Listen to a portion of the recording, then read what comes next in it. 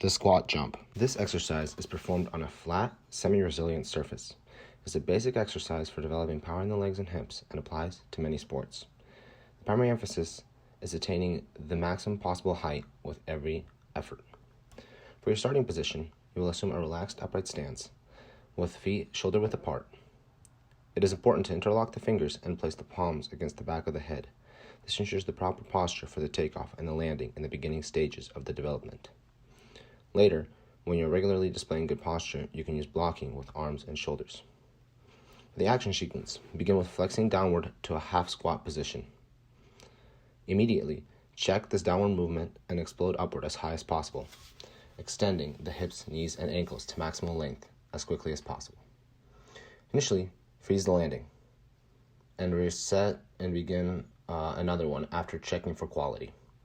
Progress from the single response to multiple response with a pause, and then finally to multiple responses, initiating the jumping phase just before reaching the semi-squat position. The goal here is to work for maximal height with each jump. One common mistake for this exercise is not landing on your toes, but landing on your heels instead. This can be corrected by emphasizing landing on the toes. Another common mistake is not interlocking your hands behind your head. This can be fixed by making sure that your hands are interlocked and on your back of your head prior to beginning the exercise. Two ways to progress this exercise are doing single leg squat jumps and adding weight in order to make this a weighted squat jump. The medwall rotation hip toss, or the twist toss. A 9 to 15 pound medicine ball is ideal for this exercise, although I was using an 8-pound medicine ball for my demonstration. This exercise works all the torso muscles involved with rotating the body. The twist toss applies to training for throwing and swinging. For the starting position, cradle the ball next to the body at about waist level. Keep the knees bent and place the feet slightly wider than shoulder width. A partner positions directly to the side, approximately 12 feet or 4 yards away and facing the opposite direction. Alternatively, this exercise can also be performed against a wall. Initiate the action by rapidly twisting the torso in the direction opposite the intended toss. Abruptly check the initial action with a quick and powerful twist in the opposite direction, releasing the ball after reaching maximal torsion. Concentrate on using a rapid, reactive cocking action before twisting in the direction of the throw. Use the hips as well as the shoulders and arms. One common mistake is not utilizing enough hip movement in order to throw the ball and using only arms. This can be fixed by ensuring that there is a quick torque-like movement around the hips when the ball is being thrown. Another common mistake is not bending your knees enough at the beginning of the exercise and having straight legs. This can be fixed by making sure that your knees are slightly bent at the start of the movement and as the movement continues.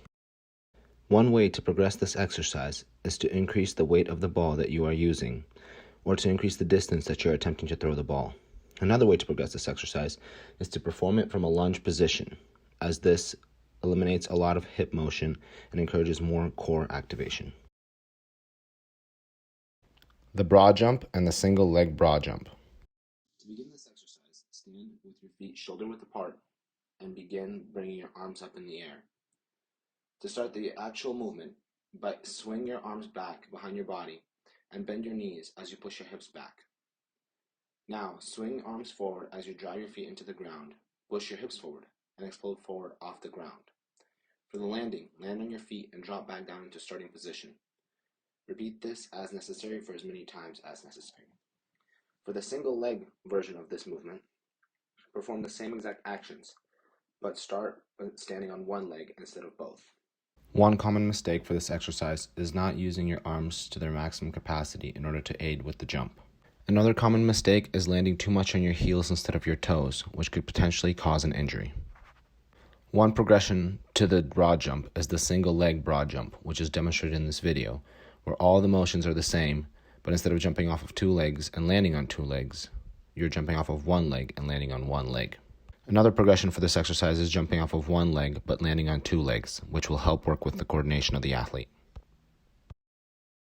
Medicine ball broad jump chest pass. To start this exercise, stand with your feet shoulder width apart and hold the medicine ball out in front of you.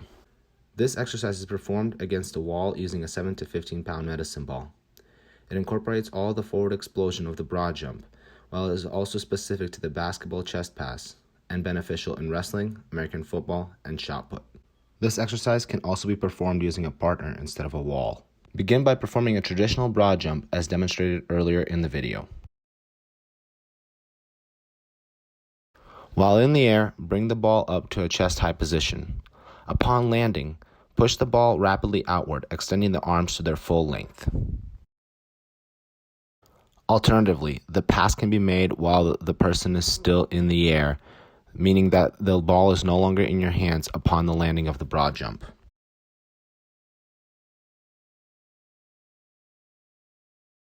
One common mistake is using a ball that is either too heavy or too light. To fix this, make sure that you are performing this exercise using a 7 to 15 pound medicine ball. Another common mistake is not performing a counter movement prior to performing the broad jump. In order to fix this, make sure that you are performing hip, knee, and ankle flexion prior to taking off. One progression would be using a heavier medicine ball up to a limit of 15 pounds, while another would be to do a single-legged broad jump instead of a two-legged broad jump. The box jump, counter movement jump. For this movement, start an arm's length away from the landing platform.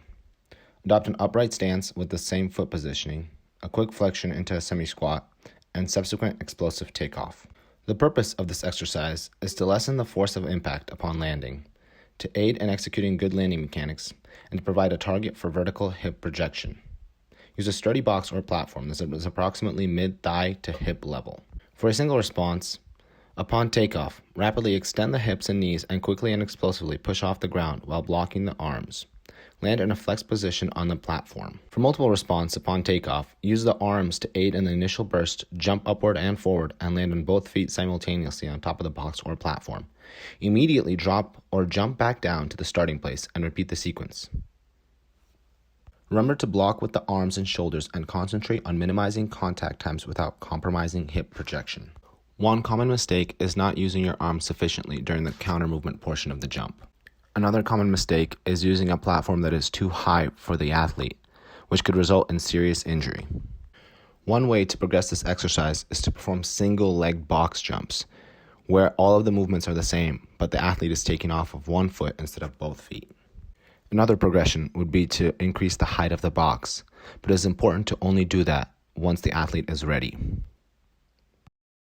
The step and stick. The starting position for this exercise is on top of a box that is approximately 12 to 18 inches tall. For this exercise, the athlete will step off of the box with a single foot, landing on the ground. The goal of the exercise is to work on landing mechanics and sticking the landing. It is important that the athlete lands on the toe of their foot, not their heel, to prevent any injury that is possible. Upon landing, the athlete should have a flexed ankle, knee, and hip. Once the foot touches the ground, the athlete should take a moment to assess their position. After this, they should straighten out and get back on top of the box in order to repeat the exercise. One common mistake is not allowing the knee to track over the toes and having it translate laterally or medially. A way to correct this would be to make sure that the absorption upon impact is enough and that the knee does not have to translate in either direction. Another common mistake is not sticking the landing and performing a double bounce in order to finally stop your motion. Both of these mistakes can be fixed by having an increased amount of absorption upon impact through the flexion of both the ankle and the knee, as well as the hip. One way to progress this exercise would be to increase the height of the box, and another way to progress this exercise would be to hold weight while performing it.